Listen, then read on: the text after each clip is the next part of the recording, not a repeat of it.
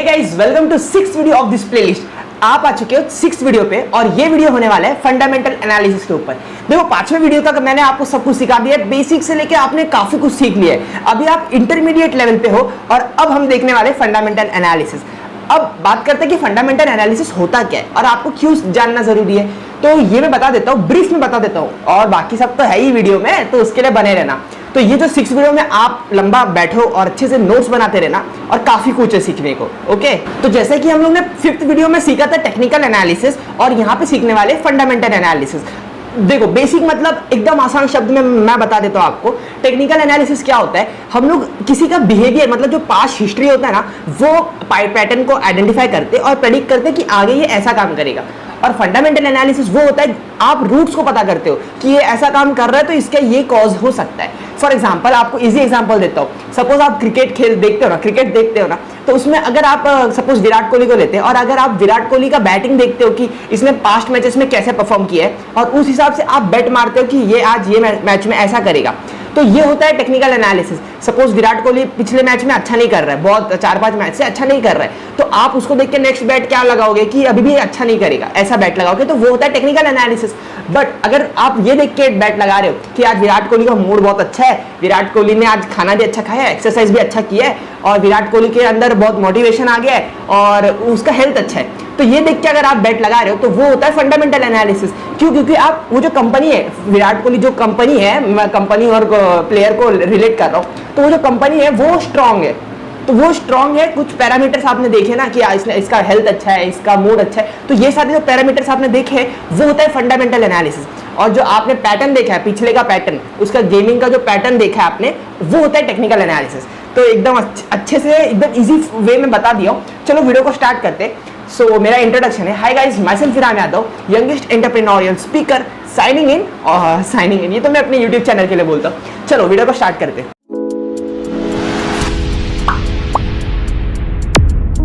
So guys, अभी जैसा कि आप देख पा रहे हो मेरे स्क्रीन पे आ गए हो आप, और मैंने साफ साफ लिखा हुआ easiest practical stock market course for you, आपके लिए स्टॉक मार्केट कोर्स, जो कि मैं 5 वीडियो से यही सेम चीज बता रहा हूं आपको। तो चलो सीधा टॉपिक में बढ़ते। Video number 6, fundamental analysis. देखो कोई हमारे व्यूअर्स है ना, इनको ना थियरी में बड़ा मजा आता है, तो चलो उनके लिए थियरी भी है फंडामेंटल एनालिसिस, थियरी में पढ़ लो। Fundamental analysis has been one of the most rewarding analysis in the history of stock market. In fundamental analysis you will evaluate a security by using economic, financial, qualitative and quantitative factor to determine its intrinsic value. उसका real value आप पता करने के लिए ये सब parameter देखोगे। It is believed that macroeconomic and microeconomic factors can affect a security values. These factors can be economic condition, financial condition, management proficiency. The main motive while doing a fundamental analysis should be evaluate a security intrinsic value and compare it with the current stock price of the security, thus determining if the security is undervalued or overvalued. कभी भी कोई भी stock price overvalued है, मतलब उसका ज्यादा ही कुछ भाव है, हाइप है, तो उसको बोलते हैं ओवरवैल्यूड। और जो अंडरवैल्यूड है मतलब उसको उसके पोटेंशियल काफी ज्यादा है बट उसको अभी तक कोई आइडेंटिफाई नहीं किया है, वो नीचे लो प्राइस पे ट्रेड कर रहा है। तो अंडरवैल्यू और ओवरवैल्यू का मतलब आपने समझ लिया। तो फंडामेंटल एनालिसिस बेसिकली ये जो डेफिनेशन है वो कहता है कि हम लोग फंडामेंटल एनालिसिस इसलिए करते हैं कि हम जो करंट मार्केट प्राइस है उसको ना हम लोग कंपेयर कर सकते हैं फंडामेंटल्स के, कंपनी के। अगर कंपनी का फंडामेंटल्स अच्छे, फंडामेंटल्स यानी कि उनका ओरिजिन, उसका जो बेस है, मतलब कंपनी के मैनेजमेंट अच्छे है, कंपनी प्रॉफिट जनरेट कर रही है, कंपनी एक्सपांड अच्छे से कर रही है, कंपनी के पास डेप्थ नहीं है, तो ये होता है उसके भाई उसका पोस्चर अच्छा है, तो ऑटोमेटिकली वो कभी ना कभी नहीं, मतलब 1-2 साल में उसको शेयर प्राइस उसका बढ़ने वाला ही है। तो हम लोग ये करते हैं, जो फंडामेंटल एनालिस्ट होते हैं, मतलब आपको भी करना पड़ेगा, वो सिखा रहा हूं मैं इसीलिए। ओके, तो जब आप फंडामेंटल एनालिसिस करोगे तो आपके दिमाग में ये होना चाहिए कि कंपनी का जो करंट मार्केट प्राइस है वो जस्टिफाई कर रहा है क्या। मतलब सपोज अगर कंपनी जो बहुत सारे डेप्थ में, सपोज वोडाफोन लेते हैं, मैं सीधा स्टॉक का नाम ले रहा हूँ, ओके, यहाँ पे डरने की कोई जरूरत नहीं, हम सीधा स्टॉक का नाम लेंगे। तो यहाँ पे सपोज हम लोग बात करते हैं वोडाफोन का, तो वोडाफोन के अंदर कितना सारा डेप्थ है यार, और कंपनी के फाइनेंशियल्स भी अच्छे नहीं है, और उसका शेयर प्राइस 11 रुपए का ट्रेड कर रहा है, 11 से 15 के, तो वो जस्टिफाई करता है कि भाई इसके पूरे फंडामेंटल्स के वाट लगे पड़े, तो करंट मार्केट प्राइस भी कम है, तो ये जस्टिफाई करता है। सो अभी मैं एग्जांपल पेटीएम का लेता हूँ। पेटीएम जब निकला था तभी वो 2000, 2200 ये उसका वैल्यूएशन था, बट अभी उसको मार्केट ने अपनी औकात दिखा दी, 500 के ऊपर वो चल रहा है करंट मार्केट प्राइस। तो ये ऐसा क्यों हुआ पेटीएम के साथ? क्यों? क्योंकि उसके फंडामेंटल स्ट्रॉन्ग नहीं थे, और शेयर मार्केट में वही कंपनी टिकती जो फंडामेंटली स्ट्रॉन्ग होते, वो प्रॉफिट नहीं जनरेट कर पा रहा था पेटीएम, और वो शेयर मार्केट में लिस्टेड था, तो जो शेयर मार्केट में लिस्टेड होके और अगर आप प्रॉफिट नहीं जनरेट करोगे तो भाई आप पिटाई भी अच्छे से होगी। ये मार्केट है भाई, कुबेर का खजाना नहीं, समझे। तो फंडामेंटल एनालिसिस का बेसिक डेफिनेशन और एग्जांपल के साथ हमने समझ लिया। देखो भाई, मैं जो चीज आपको सिखा रहा हूँ ना, वो आप रियली में अप्लाई करके पैसे बना सकते हो। ये कॉमर्स का स्टडी नहीं है, ये कॉमर्स का फील्ड नहीं है जो कि मैं आपको सिर्फ थियरी समझा रहा हूँ, और मैं एग्जाम में पूछने वाला भी नहीं हूँ। ओके, ये आपको सीखना है और आपको इससे पैसा बनाना है। दिमाग आना चाहिए, सोचने का तरीका आना चाहिए, समझे। सो बढ़ते इसके नीचे, वो है कंपनी फंडामेंटल्स। अब हम लोग वीडियो के मेन टॉपिक पे आ चुके हैं, वो है कंपनी के फंडामेंटल्स डायरेक्ट चेक करने के हैं। ओके, चलो तो चलो हम लोग पहला ये लेते हैं, रिटर्न ऑन इक्विटी। अगर आपने कभी फंडामेंटली देखा होगा ना, मतलब फंडामेंटल्स आपने खोल के देखे होंगे कोई वेबसाइट पे कंपनी के, तो आपने ये तो नाम सुना ही होगा, रिटर्न ऑन इक्विटी। अब ये रिटर्न ऑन इक्विटी क्या होता है, उसका फॉर्मूला दिया हुआ है, net annual income upon share holders equity. समझ में आया? उसको मैं समझा देता हूँ, मैं इसको समझा देता हूँ, बट आपको याद रखना है फॉर्मूला ये सब के आपका काम नहीं है, ये सब आपका काम नहीं है। ये सब जो सीए जो बन रहे हैं, सीए जो कर रहे हैं, फिर सीएफए, ये सब जो लोग हैं, ये सब याद रखेंगे और ये सब लोग आपको डिस्प्ले करेंगे। आपको बस वैल्यू समझना है, और वैल्यू इज जस्टिफाई और नॉट, ये आपको सीखना है। अभी आप सपोज कैलकुलेटर यूज करते हो, तो आप ये थोड़ी फंक्शन करने जाओगे कि इसमें प्रोग्रामिंग कैसे किया है, कैलकुलेटर सेट कैसे किया है। अभी ये आपको नहीं सीखना है, आपको कैलकुलेटर चलाना सीखना है। ओके, तो वैसे मैं आपको ये रिटर्न ऑन इक्विटी, ये सब मैं पैरामीटर्स फंडामेंटल्स यूज करना सिखा रहा हूँ, ऐसा नहीं सिखा रहा हूँ कि ये निकालते कैसे। तो फॉर्मूला भी होते हैं, अगर आपको निकालना है, अगर आपको ज्यादा कुछ डीप में जाना है, कंफ्यूज होना है, एनालिसिस पैरालिसिस करना है, मतलब जो ज्यादा ये लोग एनालिसिस करने लगते हैं ना, वो बाद में उनको तकलीफ होती है, वो कुछ अच्छे से डिसीजन नहीं ले पाते, तो कहीं ना कहीं उन लोग फंसता रहता है उनका एनालिसिस। तो अगर आपको वो कंडीशन चाहिए तो आप फॉर्मूला की इन डेप्थ में जाओ। लेकिन फिर भी मैं ये बता देता हूँ कि नेट एनुअल इनकम क्या होता है। जो भी कंपनी रहती है ना, वो एक साल में कितना इनकम कमा रही है, वो उसको बोलते हैं नेट एनुअल इनकम, और अपॉन शेयर होल्डर्स इक्विटी, कितना शेयर होल्डर के पास शेयर्स है वो। तो नीचे मैंने एकदम इजी वे में लिखा है, वो है measures of profit generated on share holders equity. मतलब जो शेयर होल्डर का जो पैसा है, जो कंपनी के पास पैसा है ना, मतलब शेयर देके जो पैसा उनके पास है, उसके बेसिस पे, मतलब उसके ऊपर कंपनी ने कितना प्रॉफिट जनरेट किया है, वो होता है रिटर्न ऑन इक्विटी। नाम से पता चल रहा है ना, मेरे इक्विटी पे कितना रिटर्न आया, ये समझे। देखो यहाँ पे आपका काम यहाँ से शुरू होता है, वो है higher ROE is usually better. आप इधर से देखो, हाँ, ये इसके ऊपर वाला सारा आपका है। हायर आरओई मतलब जितना ज्यादा आरओई रहेगा उतना अच्छा रहेगा। और generally for a safe side, मैं आपको पैरामीटर दे देता हूँ कि ये वैल्यू पे जज करना। तो सेफ कंपनी जो होती है ना, जो अच्छी कंपनी आपको लॉन्ग टर्म में रिटर्न अच्छा देगी, वो होता है सेफ कंपनी के आरओई होता है 15 के ऊपर। जैसा कि आप तत्व चिंतन ले सकते हो, फिर HDFC बैंक ले सकते हो, ये सब के आरओई ना काफी अच्छे। मैं HDFC बैंक का दिखा देता हूँ आपको। ये देखो HDFC बैंक का आरओई जो कि है 16.61% दिख रहा है आपको। तो ये जो आरओई है, ये देखो आरओई ये जो है 6.61%, ये बेस्ट है क्योंकि 15 के ऊपर है। ये पैरामीटर से आप जज कर सकते हो। ओके, सो हम लोग आते हैं वापस से अपने स्क्रीन पे, वो है ROC। चलो सेकंड पैरामीटर है, वो है ROCE। अब ये क्या है, रिटर्न ऑन कैपिटल एम्प्लॉयड। इसके भी फॉर्मूला है, टेंशन मत लो, इसके भी फॉर्मूला है, बट आपको मैंने क्या कहा, आपको फॉर्मूला के इन डेप्थ में नहीं जाना है, आपको सीधा वैल्यू देखना है कि वैल्यू जस्टिफाई कर रहा है कि नहीं। और वही चीजें बता रहा हूँ, आपको ज्यादा डीप में नहीं जाना है, आपको कंफ्यूज नहीं होना है, आपको जो काम का चीज है ना वो सीख के फटक से एग्जीक्यूट करके पैसा बनाना है, पैसा बनना चाहिए, बात खत्म। तो ROCE के ऊपर आते हैं, रिटर्न ऑन कैपिटल एम्प्लॉयड। ये भी एक अच्छा फंडामेंटली चेक करने का पैरामीटर है, वो आप चेक कर सकते हो। इसका मतलब मैं आपको बता देता हूँ, एकदम इजी वर्ड में मैंने लिखा है। हाँ, आपके लिए मैंने बहुत ही इजी ये सब प्रिपेयर किया है, तो आप नोट्स बनाते रहना, समझे। तो यहाँ पे लिखा है how efficiency company can generate profits. मतलब कंपनी का एबिलिटी, मतलब कंपनी का कैपेबिलिटी चेक करता है ये कि मेरे पास पैसा है, कंपनी के पास पैसा है, अब उसको ना प्रॉफिट बनाना है। तो कैसे बनाएगा, नया एक्सपांशन कर रहा है, नया सेल्स ला रहा है, नया रेवेन्यू सोर्सेज आ रहे हैं, या कहीं मर्जर कर रहा है, एक्विजिशन कर रहा है। तो ये सबसे कंपनी का कैपेबिलिटी पता चलता है कि कंपनी का मैनेजमेंट कैसा काम कर रहा है। अगर आपको कोई अच्छी कंपनी में इन्वेस्ट करना है तो आप ये भी चेक कर सकते हैं ROCE कितना है। अगेन ROCE का इसमें मैं वैल्यू दिया हो कि 20 के ऊपर होना चाहिए। ये पैरामीटर याद रखना आपके लिए ना, ये लाइन सबसे ज्यादा इंपॉर्टेंट है। क्या आपके लिए ये लाइन सबसे ज्यादा इंपॉर्टेंट है, बाकी आप कुछ करो या ना करो, लेकिन ये पैरामीटर आप जरूर लिख के रखना कि ROE 15 के ऊपर होना चाहिए और ROCE 20 के ऊपर होना चाहिए, तो वो कंपनी बेस्ट मानी जाएगी। ठीक है, अब बढ़ते हैं हम लोग थर्ड के पॉइंट के ऊपर, वो है प्रमोटर्स होल्डिंग। देखो आप सब ना ये पैरामीटर कहाँ चेक कर सकते हो, आपको क्वेश्चन होगा, तो ये मैं बताने वाला हूँ। वीडियो को पूरा लास्ट तक देखना, और भाई आगे का पूरा है आपके लिए ये प्लेलिस्ट। ओके, तो ध्यान से देखना।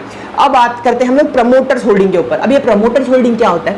प्रमोटर्स होल्डिंग मतलब जिनका कंपनी है, वो जो प्रमोटर, मतलब जिनकी कंपनी होती है ना, उनको प्रमोटर बोलते हैं। इतना आप समझ लो। तो प्रमोटर का होल्डिंग कितना है? अगर प्रमोटर का होल्डिंग 45% से ज्यादा है कंपनी में, तो भाई वो बेस्ट कंपनी है, क्योंकि उनका भाई रुतबा है। आपको पता है ना कि अगर आप 51% भी अपने किसी कंपनी का ओन कर लेते हो तो आप उसके मालिक बन जाते हो। तो अगर प्रमोटर के पास ही ज़्यादा मतलब शेयर्स नहीं रहेगा तो क्या मालिक बनेगा। तो इसलिए बोल रहा हूँ, अगर आप उसके पास 45% से ज़्यादा है ना, मतलब शेयर्स अगर 50% से ज़्यादा है तो वो कंपनी बेस्ट कंपनी है। और मतलब प्रमोटर को अपनी कंपनी पे भरोसा है। और कोई कोई कंपनी क्या रहता है मालूम है, उसका प्रमोटर्स का होल्डिंग रहेगा सिर्फ 10% और बाकी सब ना वो बेच देता है किसी और को। मतलब उसको भरोसा ही नहीं है ना अपनी कंपनी पे, उसको लग रहा है कि मेरी कंपनी डूबेगी, चलो हम लोग बेच के दूसरे जगह जाते हैं। तो ये भी एक बैड साइन है आपके लिए। आप एज ए इन्वेस्टर आपको ये ध्यान में रखना पड़ेगा कि मैं किसी फालतू कंपनी में तो नहीं इन्वेस्ट कर रहा हूँ जिसमें जो प्रमोटर है उसी का लगे पड़े, मतलब वही छोड़ के जा रहे हैं। ओके, तो ये आपको ध्यान में रखना पड़ेगा। अब हम लोग आते हैं फोर्थ पॉइंट के ऊपर, वो है पीई रेशियो। ये तो आपने बहुत सुना होगा, जितने भी फाइनेंशियल लोग हैं ना, मतलब जो भी फाइनेंस का वीडियो बनाते हैं और जो भी स्टॉक मार्केट में नया आता है, वो ये पीई रेशियो ना मेरा दिमाग खा गया है। वो इतना पूछते हैं ना ये लोग, पीई रेशियो देखना पड़ेगा, ये करना पड़ेगा, पीई रेशियो क्या होता है। तो ये बड़ा कॉमन चीज़ है, पीई रेशियो क्या होता है। इसका बेसिक मतलब है प्राइस टू अर्निंग रेशियो। इसमें ना मैंने इसमें बहुत आसानी से समझाया है। अगर आपने ये समझ लिया ना भाई, तो आपको कुछ और समझने की जरूरत ही नहीं है। देखो ये समझ लिया ना तो आपको कुछ और समझने की जरूरत ही नहीं। वो है for earning 1 rupees in profit how much you are paying. समझ आया? नहीं समझ में आया तो इसका ये देख लो, ये formula stock price upon earning per share. मतलब जो कंपनी प्रॉफिट बनाती है ना, उसमें से 1 रुपया कमाने के लिए आप कितना रुपया दे रहे हो। सपोज किसी का 68 रुपीज रहता है, किसी का 70 रुपीज रहता है, तो आप 1 रुपये का रेंट कमाने के लिए 70 रुपये का जगह बुक कर रहे हो। ठीक है, तो ये होता है प्राइस टू अर्निंग रेशियो। तो जब आपको रेंट मिलता रहेगा, 1-1 रुपये का प्रॉफिट हर साल मिलता रहेगा, और जब आप उस शेयर को बेचोगे तो शेयर का जो असली वैल्यू है, मतलब जो भी वैल्यू रहेगा करंट मार्केट प्राइस वो टाइम का, वो आपको मिल जाएगा। तो एक हिसाब से आप घर ले रहे हो और उसका रेंट 1 रुपया रेंट लेने के लिए आप उतना पैसा दे रहे हो। इससे आसान आपको कोई नहीं समझा सकता। और अगर आपको नहीं समझ में आया तो प्लीज वीडियो को रिवाइंड करो और मैं जो बोला वो वापस से सुनो। सबसे आसान तरीके में बताया प्राइस टू अर्निंग रेशियो। तो गाइस चलो हम लोग बढ़ते हैं 5वें टाइप के ऊपर, वो है डेब्ट टू इक्विटी रेशियो। अब ये डेब्ट टू इक्विटी रेशियो बहुत बहुत कॉमन है। लोग बोलते हैं कि डेब्ट चेक करो कंपनी का, डेब्ट टू इक्विटी रेशियो चेक करो कंपनी का। तो अब ये है क्या डेब्ट, मतलब क्या, कर्जा। कंपनी ने कितना कर्जा ले रखा है। अगर किसी कंपनी का औकात है, मतलब वो 100-200 करोड़ की कंपनी है और वो कर्जा ले रखी है 400-500 करोड़ का, तो वो कंपनी ज्यादा देर तक सर्वाइव नहीं करेगी ना, क्योंकि उसका जो कर्जे का लोन है वही पे करने में सारा प्रॉफिट चला जाएगा। तो मेरा एडवाइस ये रहेगा आपको कि ऐसी कंपनी से बच के रहना जिसका डेप्थ ना आपको लग रहा है कि बहुत ज्यादा है, आपको लग रहा है इन द सेंस उनके मार्केट कैप से ज्यादा है। मार्केट कैपिटलाइजेशन क्या होता है वो इसी के नीचे है, हाँ इसी के नीचे है, आपको दिख रहा है ना, वो भी बताऊंगा। तो अगर किसी कंपनी का डेप्थ उनके मार्केट कैप से भी ज्यादा है तो भाई वो बहुत रिस्की है, उसको मत करना, उसमें हाथ ही मत डालो ना। बहुत सारे स्टॉक्स पड़े, 5000 स्टॉक्स है, आपको कमी नहीं है कोई स्टॉक्स की, आप एनालिसिस करते रहोगे मिलते जाएगा। ओके, और हाँ स्टॉक्स से प्यार मत करने लगना भाई, उसको बेचना पड़ता है, ये धंधा है। Treat trading as a business. Okay, डेब्ट टू इक्विटी रेशियो ये आपको दिखाएंगे, हम दिखाएंगे। डेब्ट टू इक्विटी रेशियो में दिखाता हूँ आपको, ये रहा, ये जो आपको दिख रहा है डेब्ट टू इक्विटी रेशियो, ये जो है डेब्ट टू इक्विटी रेशियो हमेशा 1 के कम रहना चाहिए। अच्छी कंपनी का जो डेब्ट टू इक्विटी रेशियो रहता है वो हमेशा 1 के कम रहता है। तो आपको ये पैरामीटर ध्यान में रखने का है। अभी तक मैंने क्या बता चुका है आपको, क्या क्या ध्यान में रखने का फंडामेंटल एनालिसिस करते वक्त, वो है ये डेब्ट to equity ratio less than 1 होना चाहिए, ROCE 20 के ऊपर होना चाहिए, ROE 15 के ऊपर होना चाहिए। ठीक है, तो अगर आपको डेफिनेशन और ये सब भी याद नहीं रहता है ना, तो सिर्फ जो मैं पैरामीटर बताया हूँ उस पर काम करो, बस वो चेक कर लेना कि हाँ 15 के ऊपर है, वेरी गुड, 20 के ऊपर है, वेरी गुड, इक्विटी रेशियो 1 के नीचे है, वेरी गुड। तो ऐसा ये सब जो पैरामीटर बताओ आप उससे भी काम कर सकते हो, लिख के ले लो, बहुत इंपॉर्टेंट चीज है।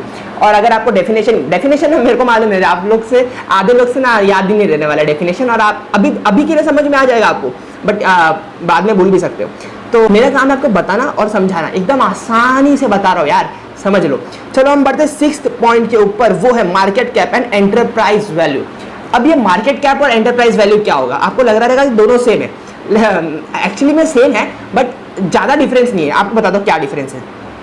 देखो मार्केट कैपिटलाइजेशन क्या होता है ना, वो ये होता है current share price into number of outstanding shares. अभी आउटस्टैंडिंग शेयर्स मतलब क्या, जो भी कंपनी, सपोज कंपनी के पास रहता है 10 करोड़ शेयर, तो उसमें से कंपनी ने कितना करोड़ शेयर्स लोगों में बांट के रखा है, जितना शेयर्स उसने लोगों में बांट के रखा है उसको बोलते हैं आउटस्टैंडिंग शेयर्स। ओके, तो current share price into number of outstanding shares, ये दोनों का मिला के ये बनता है मार्केट कैप, मतलब उसका वैल्यूएशन। हम लोग सुनते हैं ना स्टार्टअप का ये वैल्यूएशन है $1 बिलियन, $2 बिलियन, तो वो यही होता है। लेकिन अभी आपका क्वेश्चन आएगा, तुरंत क्वेश्चन आएगा कि स्टार्टअप तो लिस्टेड ही नहीं है, उसका करंट मार्केट प्राइस कैसे निकालेंगे? तो देखो ये ना इन्वेस्टर लोग करते हैं, जो इन्वेस्टर करते हैं ना स्टार्टअप में, जो भी इन्वेस्टिंग करते हैं स्टार्टअप में, वो लोग का क्या निकालते हैं, उन लोग देखते हैं नंबर ऑफ कस्टमर कितने हैं उनके पास, ये फ्यूचर प्रॉफिट कैसे बनाएंगे ये देखते हैं, और उनका पोटेंशियल देखते हैं कि कितना भाई ये प्रॉफिट बना भी पाएगा कि नहीं, इसका बिजनेस मॉडल वर्थ इट है कि नहीं। तो ये देख के और उसकी फ्यूचर प्रोजेक्शंस के ऊपर लोग अपना वैल्यूएशन डिसाइड करते हैं। लेकिन ना मेरे को तो ये जस्टिफाई नहीं लगता है कि अरे यार फ्यूचर किसने देखा है, फ्यूचर में कुछ और नया आ गया तो देखो आइडियाज की कोई कमी नहीं है। इसलिए मैं बोलता हूँ कि मेरे हिसाब से इन्वेस्टमेंट उसमें करो जो एस्टैब्लिश कंपनी है, जो प्रॉफिट जनरेट करके दे रही हो। ऐसा नहीं कि ये पेटीएम हुआ, क्रेड हुआ, ये सब मेरे को नहीं जमेगा इन्वेस्ट करने के लिए, क्योंकि इन लोग ना इन्वेस्टर का पैसा लेते हैं और बहुत बर्न कर रहे हैं। क्रेड भी $1 बिलियन कंपनी बन चुका है, इसका वैल्यूएशन सबका ज्यादा है, पेटीएम का भी ज्यादा है, बट है लोग लॉस मेकिंग कंपनी। इनका जस्टिफिकेशन क्या होता है कि मैं ह्यूमन बिहेवियर को बदल रहा हूँ और बाद में फ्यूचर में मैं काफी प्रॉफिट बनाऊंगा। तो भाई देखते हैं फ्यूचर क्या होल्ड करता है। पेटीएम अभी तक प्रॉफिट बना नहीं पाया और आ चुका है फोन पे, गूगल पे, ये सब उसके कॉम्पिटिटर्स पहले ही आ गए। इसको थोड़ा साइड में रखते हैं, ये थोड़ा हम लोग ऑफ टॉपिक पे चले गए थे, मजा आया होगा सुन के। अगर नहीं मजा आया तो नेक्स्ट वीडियो में कमेंट कर देना, मैं ये ऐसा ऑफ टॉपिक नहीं ले जाऊंगा, क्योंकि ये प्रैक्टिकल चीज है और मैं चाहता हूँ कि आपको बताओ। आप जब बिजनेस सीख रहे हो, स्टॉक मार्केट सीख रहे हो, तो आपका हक बनता है कि ये सब आप जानो। अगर आपको नहीं अच्छा लगा तो सॉरी फॉर दैट, हम बढ़ते सीधा टॉपिक पे। आपको टॉपिक पे स्टिक रहना तो ओके, चलो बढ़ते टॉपिक पे। Enterprise value. अभी एंटरप्राइज वैल्यू क्या है, जिसमें एमसी है, एमसी का कुछ और मतलब मत समझना। मार्केट कैपिटलाइजेशन, डेप्थ और कैश, ये तीनों मिला के, कैश मतलब क्या, कंपनी कुछ अपने पास कैश रखती है कुछ बाय करने के लिए, मर्जर करने के लिए, एक्विजिशन करने के लिए, और कुछ पेमेंट करने के लिए, ये सब अपने पास कैश रिजर्व्स रखते हैं। सबसे ज्यादा कैश रिजर्व्स किसके पास है बताओ? एप्पल के पास है फिलहाल के लिए, एप्पल और स्टारबक्स के पास ज्यादा रहता है। वो ऐसी फन फैक्ट हो गया, उसको साइड में करते।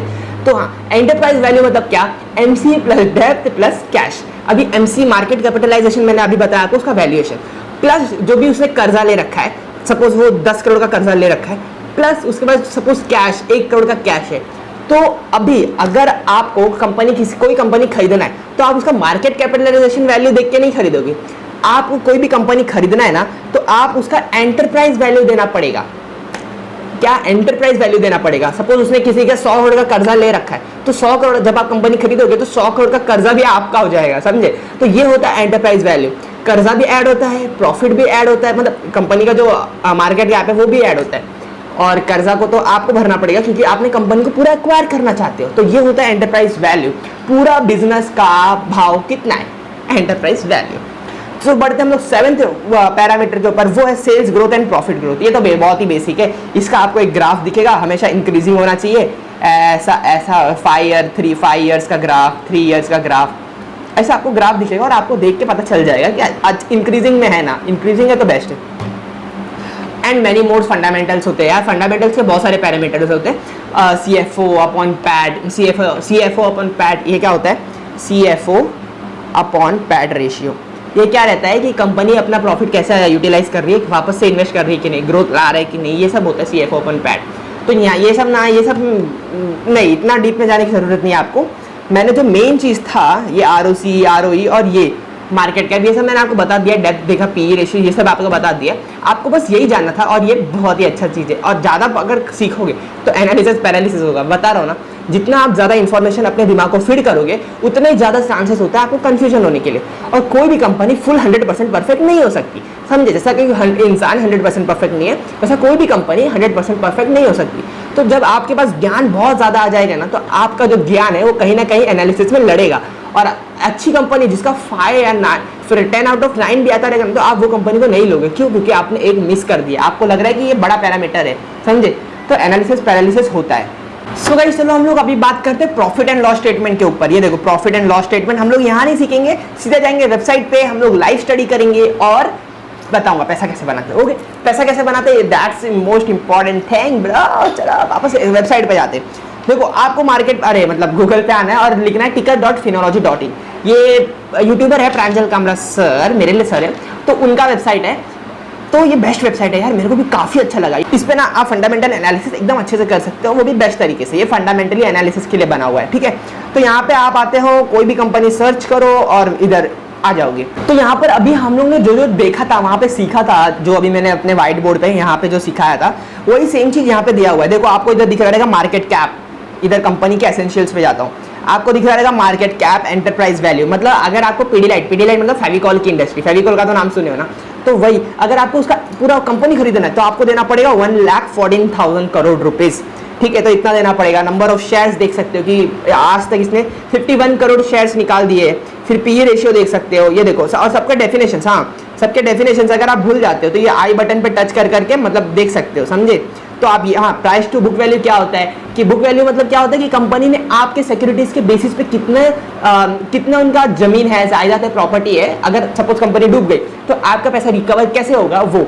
तो इसने आपका शेयर प्राइस, यानी कि जो शेयर प्राइस इसका चल रहा है 2,250, उसके लिए रखा है इसने बुक वैल्यू 119 रुपीज़। मतलब सपोज अगर कंपनी डूब जाती है तो आपको मिलेगा 119 रुपीज़, लेकिन डूबेगी नहीं, बड़ी कंपनी है, लाख करोड़ की है, समझे। तो ये होता है बुक वैल्यू, बेसिक डेफिनेशन था। देखो ये यहाँ पे लिखा है पर share value company based on equity available to common shareholder. आपको डेफिनेशन समझना है, कंफ्यूजन है तो आप इस पे भी आ सकते हो। और देखो आरओसी और आरओई का वैल्यू मैंने बताया था ना 15-20 के ऊपर होना चाहिए। तो देखो यहाँ पे दिखा हुआ है, प्रमोटर्स का होल्डिंग भी दिखाया आपको, डेप्थ भी दिख रहा है। तो ये होते कंपनी के एसेंशियल्स जो कि आपको ticker.finology.in पे सामने दिख जाएंगे। तो आप इससे बहुत सारी कंपनी को फिल्टर आउट कर सकते हो। और जो स्क्रीनर भी होता है वो स्क्रीनर को अभी बाद में देखेंगे, यूट्यूब पे आप देख सकते हो। स्क्रीनर मतलब क्या कि आप क्राइटेरिया डाल दो और फिल्टर होकर कंपनी आपके सामने आ जाएगी। तो ये हम लोग ने अभी सीधा वेबसाइट पे देख लिया है। चलो और नीचे चलते हैं। ये देखो उसके प्रोडक्ट्स लिखे हुए, एमसील, फेविस्टिक, मोटोमैक्स, रंगलीला, फेविकॉल, ये सब उसके प्रोडक्ट है पीडीलाइट इंडस्ट्री के। तो यहाँ पे कितने अच्छे से प्रेजेंटेड है। ये देखो प्रीवियस चार्ट, जिसको टेक्निकल एनालिसिस करना है वो थोड़ा सा जरूरत है टेक्निकल एनालिसिस, लेकिन फंडामेंटली अगर जिनको लॉन्ग टर्म इन्वेस्टिंग करना है ना, उनके लिए फंडामेंटली थोड़ा ज़्यादा मैटर करते हैं। सो यहाँ पे आप देख सकते हो चार्ट प्रॉपर ग्रोथ दिया है, 3 इयर्स में देखो उसका चार्ट ग्रोइंग है। पीई चार्ट देख सकते हो कि कब कौन से ईयर में कितना पीई चल रहा था। मतलब अभी पीडीलाइट का मेजॉरिटी पीई किसके रेंज में, ये देखो 80 to 90 के रेंज में। तो आप पता लगा सकते हो कि फेयरली वैल्यूड है कि नहीं। अभी उसका पीई कितना चल रहा है, बताओ, 93 चल रहा है, तो थोड़ा ज़्यादा है इसका पीई। तो ऐसा ये रहा पीयर कंपैरिजन। पीयर मतलब क्या, इसी के बिजनेस में कौन कौन से कंपटीशन काम कर रहे हैं, तो ये होता है पीयर कंपैरिजन। फिर हम स्क्रॉल करते हैं, ये रहा चार्ट जो कि आपको देखने को मैंने कहा था। Sales growth, profit growth, ROE, ROC, ये सब देख रहे हो ना। सेल्स ग्रोथ और प्रॉफिट ग्रोथ हो रहा है ना, ये भी मैंने आपको बताया था चेक करने का। तो और ये डेप्थ to equity ratio, CFO upon PAT, अभी सीएफओ अपन पैट का डेफिनेशन चाहिए तो ये लो, ये पढ़ लो, okay. The higher ratio 1 good as it tells the company is turning in its profit into cash, मतलब उनके पास रिजर्व बना रहे, वो होता है ये सीएफओ अपन पैट। ये देखो यहाँ पर है शेयर होल्डिंग पैटर्न्स, यहाँ पे कितना शेयर होल्डिंग किसके पास है वो दिखाता है। एफएफआई के पास मतलब फॉरेन इंस्टीट्यूट इन्वेस्टर्स के, मतलब जो बाहर के लोग आते हैं ना सीधा इन्वेस्टमेंट करते हैं इंडिया में, तो उनके पास है 11.5%। डोमेस्टिक के पास है 7.3, एलआईसी, यूटीआई, ये सब क्या है, डोमेस्टिक इंस्टीट्यूशनल इन्वेस्टर्स है। सो ये देखो ये सब दिया हुआ है, आप इधर से देख सकते हो। यहाँ पे तो साफ साफ लिखा हुआ है स्ट्रेंथ क्या है कंपनी का, लिमिटेशंस क्या है, मतलब वीकनेसेस क्या है। फिर हम लोग यहाँ पे डिस्कस करने वाले प्रॉफिट एंड लॉस स्टेटमेंट। समझे क्या डिस्कस करने वाले, ये प्रॉफिट एंड लॉस स्टेटमेंट। अब यहाँ पर ध्यान देना, अच्छे से ध्यान देना। यहाँ पे आप सबका डेफिनेशंस में बताते भी चलूंगा, लेकिन मैं एकदम इजी वे में बताऊंगा जो कि आपको समझ में आए। अगर आप थियरी मतलब आपको एकदम एग्जैक्ट डेफिनेशन चाहिए, इतना एग्जैक्ट आदमी हो, तो आप इस पे आई का बटन दिख रहा है, इस पे टच करके पढ़ लेना, ओके। और अगर नहीं समझ में आया तो उसका आंसर आप ढूंढ लेना, लेकिन मैं बता रहा हूँ एकदम ईजी वे में बताऊंगा, ठीक है। ये देखो यहाँ पे क्या लिखा है, ये बहुत सारे ईयर्स है, ईयर्स मतलब 17, 18, 19, 20, 21, पिछले के 5 साल का ये डेटा दिया हुआ है। अब ये नेट सेल्स मतलब क्या, उन लोग ने कितना माल बेचा, कितने का माल बेचा, तो इन लोग ने ये 4008, फिर 5, 6, 7, वापस से 6, 7 नहीं सॉरी 6300 करोड़, फिर 6200 करोड़, ये ऐसा माल बेचा। मतलब कुछ ज़्यादा इफेक्ट नहीं आया 2020 और 2030 में से। तो ये इतना माल बेचा, इसको दिखते आपको नेट सेल्स में देखते हैं। फिर टोटल एक्सपेंडिचर मतलब क्या, उन लोग ने कितना माल खर्चा किया, मतलब कितना पैसा खर्चा किया, तो वो उधर देख लो, अच्छे से देख लो, ये ग्रोथ में है, इतना उनका एक्सपेंडिचर जाता है। देखो it's company core cost for operating and non operating activities. यहाँ पर आप देख सकते हो operating profit, other incomes, interest, depreciation, मतलब कितना उन लोग ने, कोई भी माल खरीदता है तो ना बड़ी बड़ी कंपनियां जब माल खरीदती है तो वो डेप्रिसिएशन क्लेम करते हैं कि भाई मैंने माल खरीदा, बिजनेस के लिए माल खरीदा, मेरे को टैक्स वापस करो। इधर आपने डेफिनेशन पढ़ सकते हो। It is a non cash expenditure that allocates the cost of assets over it's useful life. समझ में आया नहीं आया ना, तो जो मैं बताया उतना समझ लो। तो exceptional items, profit before tax, आपको ना इसमें से इतना सब नहीं देखना है, आपको सीए नहीं बनना है, आपको पैसा कमाना है, वो भी शेयर मार्केट से। तो आप नेट सेल्स देख सकते हो, टोटल एक्सपेंडिचर देख सकते हो, ऑपरेशनल प्रॉफिट देख सकते हो, प्रॉफिट बिफोर टैक्स देख सकते हो और नेट प्रॉफिट देख सकते हो। ये 5 टर्म, ये जो है ना, ये 5 टर्म्स आपके काम के हैं। टैक्स एक बार पे कर दिया तो उसके बाद नेट प्रॉफिट देख लो। तो जब नेट प्रॉफिट बढ़ रहा है वो कंपनी का, तो आप अच्छी कंपनी में इन्वेस्ट कर रहे हो, ये भरोसा आ जाता है आपको। तो मैंने बता दिया आपको कि प्रॉफिट एंड लॉस स्टेटमेंट को कैसे देखते हैं। तो उसमें सबसे 5 इंपॉर्टेंट चीज आपको देखने हैं, बाकी सब आप मत देखना। क्यों? क्योंकि आप कंफ्यूज हो जाओगे, बोल रहा हूँ कंफ्यूज हो जाओगे। तो जो काम का चीज है बस वही देखो। और ऑलरेडी कितना सारा पैरामीटर से आप कितना पक जाओगे यार, जब आपको 1000 कंपनी 100 कंपनी तो आपसे होगा नहीं, मुश्किल से होगा। तो आप जब 1000 कंपनी को एनालिसिस करने बैठोगे तो आपके पास इतना टाइम नहीं है। इसलिए मैं आपको सिर्फ वही चीज बता रहा हूँ जो कि प्रैक्टिकल पॉसिबल है यार। मैं बहुत ही प्रैक्टिकल स्पीकर हूँ। मेरा चैनल है यूट्यूब पे बिजनेस जेस्ट करके, वो भी आप देख सकते हो। ओके, सो ये हम लोगों ने सीख लिया profit and loss statement. Now let's come to the balance sheet. अब आप सीखने वाले हो वो है बैलेंस शीट। क्या है बैलेंस शीट? बैलेंस शीट क्या होता है? बहुत नाम सुना है ना कि हम लोगों ने कंपनी का बैलेंस शीट फाइल किया, इनकम टैक्स फाइल किया, बैलेंस शीट। चलो बात करते हैं बैलेंस शीट के ऊपर। Back to the website. इसके बाद में क्या है? हाँ, इसके बाद है क्वेश्चन, उसके बाद में टिप्स। ओके, चलो बैक टू द वेबसाइट पे आ गए हम। वेबसाइट क्या बोलता है? Balance sheet. ये रहा बैलेंस शीट, उसका पूरा कंपनी का बैलेंस शीट आपके सामने रहा। कितना आसान वेबसाइट है ना यार कि सब कुछ सामने मिल जाता है। इसमें भी ना आपको सब कुछ देखने की जरूरत नहीं है। मेन चीज बताता हूँ आपको क्या क्या देखनी पड़ेगी। ये टोटल लाइबिलिटीज देख लेना, मतलब ये जो टोटल लाइबिलिटीज देख लेना, और current liabilities, non current liabilities ये होता है, उसका बताता हूँ। करंट लाइबिलिटीज मतलब क्या कि कंपनी को 1 साल में जो भी पैसा निकालना है, निपटाना है, उसको बोलते हैं करंट लाइबिलिटीज। और नॉन करंट लंबे है, चलो भाई आज करे सो कल कर, कल करे सो परसों, जल्दी क्या पड़ी है, जीना है बरसों ये फिलोसॉफी पे उसको बोलते हैं नॉन करेंट लाइबिलिटीज। मजाक कर रहा हूँ कि मजाक जरूरी है, अदरवाइज आप बोर हो जाओगे और मैं भी बोर हो जाऊंगा। ओके, सो ये रहा। इसमें से आपको सब कुछ जानने की जरूरत नहीं है। मेन चीज मैं बता देता हूँ आपको क्या जानने की जरूरत है। करंट एसेट्स मतलब क्या? कंपनी के पास कितने फैक्ट्रीज है, मतलब ये नहीं बताएगा कि यहाँ है मेरा फैक्ट्री, कितने करोड़ का प्रॉपर्टी है, कितने करोड़ का इन्वेस्टमेंट है, कितने करोड़ का फैक्ट्री है, ये सब बताता है। तो ये होता है एसेट्स। तो कंपनी के एसेट्स क्या क्या हो सकते हैं? उनका इन्वेस्टमेंट हो सकता है, और इन्वेस्टमेंट ये सब क्या है? इंटेंजिबल है, जिसको हम देख नहीं सकते। टेंजिबल मतलब क्या? जिसको हम देख सकते हैं, जैसे कि फैक्ट्री हुआ, इंडस्ट्री हुआ, ये सब उनका क्या है? टेंजिबल एसेट्स है, मतलब जिसको छू सकता है। और इन्वेस्टमेंट हुआ, लोन हुआ, ये सब क्या है? इंटेंजिबल। लोन हो गया, वो हो गया क्या? एक्सपेंडिचर हो गया। देखो बैलेंस शीट का ना आप ये देखोगे टोटल लाइबिलिटीज और टोटल एसेट्स, तो आपको कंफ्यूज हो जाएगा। क्यों? क्योंकि दोनों सेम है। तो बैलेंस शीट का मतलब ही ये होता है कि दोनों तरफ बैलेंस होना चाहिए। तो आपको बस लास्ट वाला कॉलम को छोड़ के बाकी ऊपर का देखो। ऊपर का क्या है? शेयर कैपिटल, टोटल रिजर्व्स कितने कंपनी के पास, उसके बोरोइंग्स देख सकते हो, वो सब लाइबिलिटीज में बता रहा हूँ। तो इसमें बता रहा हूँ। और ये अदर एन अपॉन सी मतलब क्या? Non current upon current liabilities. तो ये डेफिनेशन आप पढ़ सकते हो, डेफिनेशन का कुछ नहीं है। बट अगर इंक्रीजिंग है तो खराब है, थोड़ा लाइबिलिटीज अगर इंक्रीजिंग है तो थोड़ा खराब है। बट उसी के एसेट्स में अगर एसेट्स इंक्रीजिंग हो रहा है ना, सपोज एसेट्स बढ़ रहा है 100 के स्पीड से और लाइबिलिटीज बढ़ रहे हैं 80 के स्पीड से, तो कंपनी अच्छी हुई भाई, तो वो कंपनी को आप कंसीडर कर सकते हो। सो गाइस, मोटा मोटा हम लोग ने ये देख लिया कि बैलेंस शीट में क्या देखना चाहिए और PNL profit and loss statement में क्या देखना चाहिए। आपको सब कुछ जानने की जरूरत नहीं है, आपको सीए नहीं बनना है, आपको सिर्फ पैसा बनाना है, ठीक है। तो ये इतना हो गया। अभी कैश फ्लो आप ये भी पढ़ सकते हो, टैक्स पेड और सारा डेफिनेशन आपको इधर लिखा हुआ है। नहीं समझ में आया तो छोटा सा वीडियो देख सकते हो यूट्यूब पे। ओके, तो ये हो गया। फिर हम लोग देखो, मैं फास्ट ले रहा हूँ क्योंकि वीडियो लंबा होते जा रहा है। कॉर्पोरेट एक्शन दिखा सकते हैं कि कब इसने डिविडेंड पे आउट रिलीज किया, फिर कभी इसने बोनस डिक्लेयर किया, तो ये सब कॉर्पोरेट एक्शंस के अंदर आते हैं, तो वो भी आप देख सकते हो। ऊपर से इन्वेस्टर्स, फिर देख सकते हो इन्वेस्टर डिटेल्स की कौन कौन इसके इन्वेस्टर्स है, प्रमोटर्स, इन्वेस्टर्स। ये देखो एलआईसी ने इसका कितना % स्टेक ले रखा है, तो ये सब आपको सामने दिख रहा है। फिर और नीचे नीचे नीचे नीचे नीचे नीचे किया तो ये सब क्या है? कंपनी के एनुअल रिपोर्ट से, कंपनी के रिसर्च में जो भी फाइनेंशियल इंस्टीट्यूट जो रिसर्च करती है ना, वो सब के प्रेजेंटेशन है। फिर कंपनी ने प्रेजेंटेशन रेडी किया है आपके लिए, मतलब इन्वेस्टर्स के लिए, तो ये सब आप देख सकते हो इसी के वेबसाइट पे। कितना सही वेबसाइट है ना। तो ये सब हो गया कंपनी के प्रोडक्ट, कंपनी के न्यूज़, कंपनी क्या करती है वो ब्रीफ हो गया, ठीक है। तो हम लोग ने इतना सब देख लिया। अभी आपका एक क्वेश्चन, मतलब एक बेसिक क्वेश्चन मैं आपसे पूछता हूँ, वो है डीआरएचपी क्या होता है। जब भी कोई भी कंपनी आईपीओ निकालती तभी आपने सुना होगा कि डीआरएचपी। अभी ये ड्राफ्ट रेड हेरिंग प्रोस्पेक्टस क्या होता है? वो क्या है? कंपनी का पूरा जन्म कुंडली है, वो कंपनी कब इनकॉर्पोरेट हुई, कंपनी क्या करती है, कंपनी कैसे करती है, ये सारा चीज आपको डीआरएचपी में मिलेगा। भाई साहब ये 600 पेजेस का रहता है, 600 से 700 पेजेस का रहता है। अगर आपको इतना टाइम है तो पढ़ो, वरना फिर किसी और को दे दो, पढ़ के दे देगा वो। ओके, तो इतना ज़्यादा पेजेस का रहता है ना, तो ये होता है उसमें जन्म कुंडली आपको मिल जाएगा ड्राफ्ट मतलब DRHP में। चलो फिर अब आते हैं वीडियो के लास्ट आखिरी पार्ट पे, वो है इंपॉर्टेंट टिप्स फॉर यू। देखो, don't follow by and forget strategy.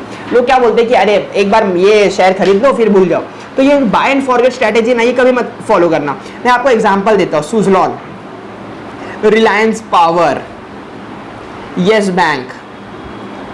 Bank, Sun Pharma, Bombay Dyeing, अरे ये सब ऐसा बहुत सारी कंपनी है जो पहले के टाइम पे ना भाई वो ब्लू चिप कंपनियां थी, बट अभी उनको कोई पूछता भी नहीं है। इनका शेयर प्राइस चल रहा था कुछ 10-15 के ऊपर, भाई इतना कम हो गया ना इन लोगों का शेयर प्राइस, लेकिन पहले के टाइम में ये ब्लू चिप कंपनी थी। मतलब जैसा कि अभी रिलायंस है ना, वैसे तभी के टाइम पे सूर्या था, सूर्या इंडस्ट्रीज, बट अभी कोई पूछता नहीं है। तो वैसे ही आपको अगर बाय एंड फॉरगेट किया ना, तो आप प्रॉफिट देख के लॉस देखोगे, तब तो ज्यादा आपको रिग्रेट होगा। तो बाय एंड फॉरगेट मत कर देना, कंपनी का ट्रैक रखो। अगर आप शेयर मार्केट में इन्वेस्ट कर रहे हो, एक्टिवली इन्वेस्ट कर रहे हो, तो आपको ट्रैक रखना पड़ेगा। अदरवाइज आप म्यूचुअल फंड है ना, आपके लिए म्यूचुअल फंड है, you can prefer mutual fund also. ये मेरा 5वां टिप था, बट मैंने इसको पहले ले लिया। तो अगर आप शेयर मार्केट में लाइव इन्वेस्टिंग कर रहे हो, मतलब खुद से कर रहे हो, आपको इतना कॉन्फिडेंस है, तो आपको ना लॉन्ग टर्म इन्वेस्टमेंट कर रहे हो, फिर भी आपको ट्रैक रखना पड़ेगा अपनी कंपनी का। ओके, सेकंड टिप है वो है always see news of your stocks in 3 months. आप अपने स्टॉक का ना न्यूज रोज मत देखना, क्योंकि न्यूज रोज आता है। कभी आपको लगता है कि मेरा कॉन्ट्रैक्ट कैंसिल हो गया, कभी वो, ऐसा रोज आता है, शेयर प्राइस ऊपर नीचे रोज होगा। तो आपको ना सिर्फ 3 महीने में एक बार अपना न्यूज चेक करना है अपनी कंपनी का, कि कौन सी खराब न्यूज तो नहीं है ना। तो बस 3 महीने में एक बार चेक किया, तो आप टेंशन फ्री एकदम अच्छे से डिसीजन ले पाओगे। फिर आता है हम लोग थर्ड टिप पे, वो है before selling you can see the charts of higher time frames. Daily और वीकली का चार्ट्स देख सकते हो। टेक्निकल एनालिसिस मैंने आपको सिखाया है ना, वो एकदम अच्छे से सिखाया है, और टेक्निकल एनालिसिस में मेरे एक्सपर्टीज ज़्यादा है, तो टेक्निकल एनालिसिस मैंने आपको 5th वीडियो में सिखाया है, जाओ देखो। और जब भी आपको बेचना रहेगा ना आपके फंड लॉन्ग टर्म इन्वेस्टेड वाला शेयर्स, तभी आप टेक्निकल एनालिसिस भी देख सकते हो। उसमें आपको पता चलेगा कि भाई ये शेयर प्राइस थोड़ा बढ़ने वाला है क्या, तो आप थोड़ा और वेट कर सकते हो प्रॉफिट बुक करने के लिए। ओके, तो टेक्निकल एनालिसिस और फंडामेंटल एनालिसिस जब आप दोनों कंबाइन करोगे ना, तो भाई बूम, बहुत ही अच्छा वो होगा, क्रिएट होगा। आप एक परफेक्ट ट्रेडर बन सकते हो, परफेक्ट इन्वेस्टर बन सकते हो। तो ये दोनों चीज़ है, और दोनों को मैंने कवर कर लिया है। इसके आगे आने वाले वीडियोस में मैं साइकोलॉजी भी कवर करूंगा। साइकोलॉजी ना भाई बहुत खतरनाक साइकोलॉजी है, 20% स्किल होता है और 80% साइकोलॉजी होता है मार्केट में। गाइस, 4th और आखिरी टिप वो है never take loan to invest और ट्रेड। भाई अपने को लगता है, अपन नए नए मार्केट में आते हैं ना, तो अपने को लगता है कि आप उन्हीं भगवान है। तो देखो यार, कभी भी लोन मत लेना, कभी भी ट्रेड और इन्वेस्टमेंट करने के लिए। हाँ, अगर आपके पास पैसा पड़ा है, अगर आपको घर लेना है, तो आप वो पैसा को इन्वेस्ट कर दो और आप होम लोन लेके काम कर सकते हो। तो ये बेस्ट तरीका है, क्योंकि होम लोन आपको 8% पे मिल जाएगा, 6 से 8% पे मिल जाएगा, बट अब म्यूचुअल फंड्स आपको 12 से 15% का इंटरेस्ट देता है। तो ये आपके लिए स्मार्ट डिसीजन हो सकता है कि आप होम लोन ले रहे हो और साथ में अपने पैसे को इन्वेस्ट कर रहे हो। बट आपके पास पैसा ही नहीं है और आपको शेयर मार्केट से कमाना है, इस चक्कर में आपने लोन ले रखा है। तो भाई साहब, पहली बात तो बता दो कि पर्सनल लोन आता है 12% के इंटरेस्ट पे, और उसको तो आपको भरना ही पड़ेगा साल में 12%। बट शेयर मार्केट का भरोसा नहीं ना, कभी वो 25% भी इंटरेस्ट दे सकता है, और कभी कभी वो 0% है, और कभी कभी तो नेगेटिव में भी जा सकता है। तो जब never leave sure for unsure, याद रखना है क्या मैं बोला, कभी भी अपने श्योर स्टेज को मत लीव करो अपने अनश्योर के लिए। सो ये अच्छा स्ट्रैटेजी और फॉलो करना, never leave sure for unsure. Okay, तो ये पॉइंट बहुत इंपॉर्टेंट है। यहाँ पे लोग गलती करते हैं, लोन ले लेते हैं और ट्रेड मारते हैं। भाई ऐसा नहीं होता है, आप पूरा लुट जाओगे और एकदम अजीब लगेगा। बात मैं देखा हूँ ना इतने लोगों का, उनको सुसाइडल थॉट्स आते हैं, मैं अभी खत्म कर दूंगा लाइफ, मेरे लाइफ में कुछ बचा नहीं है, मैं सब कुछ हार चुका हूँ, मैं कुछ नहीं कर पा रहा हूँ। तो ये सारे थॉट्स आते हैं, क्यों आते हैं? क्योंकि भाई उनको लगता है कि मैं ट्रेड करके पैसा बना सकता हूँ, मैं अमीर बन सकता हूँ, अमीर तुरंत बन सकता हूँ, वो भी इजी तरीके से। बट ऐसा नहीं होता है। मार्केट ये कुबेर का खजाना नहीं है कि आप पैसा लेके आओ, बड़े डेडिकेशन से आओ। यहाँ पे डेडिकेशन नहीं चलता है, यहाँ पे भाई डिसिप्लिन चलता है, समझे? तो आपको क्वांटिटी को ध्यान में रख के अपना रिस्क एपेटाइट रिस्क कितना ले सकते हो वो भी ध्यान में रख के ट्रेड मारना पड़ेगा। तो ये मार्केट में मैं किसी और वीडियो में एकदम डीप में लूंगा, ये साइकोलॉजी का पार्ट है। तो साइकोलॉजी का जब पार्ट होगा ना, मतलब 9th या 10th वीडियो में लास्ट पे वो बनाऊंगा साइकोलॉजी के ऊपर, तो उसमें एकदम मैं डीप में लूंगा। सो गाइज, इस वीडियो के लिए बस इतना ही। हम लोगों ने इधर फंडामेंटल एनालिसिस देखा, मैंने कुछ टिप्स बताए, इतना मैंने काफ़ी कुछ सिखाया है। तो इस वीडियो के लिए बस इतना ही, मैं इसी पे एंड करना चाहूँगा। तो काफ़ी लंबा वीडियो बन चुका है, बट 6th वीडियो आपको कैसा लगा ये बताना मेरे को। और मिलते हैं 7th वीडियो में नए लर्निंग के साथ, नए टॉपिक के साथ। तब तक के लिए बाय, साइनिंग ऑफ, विराम यादव।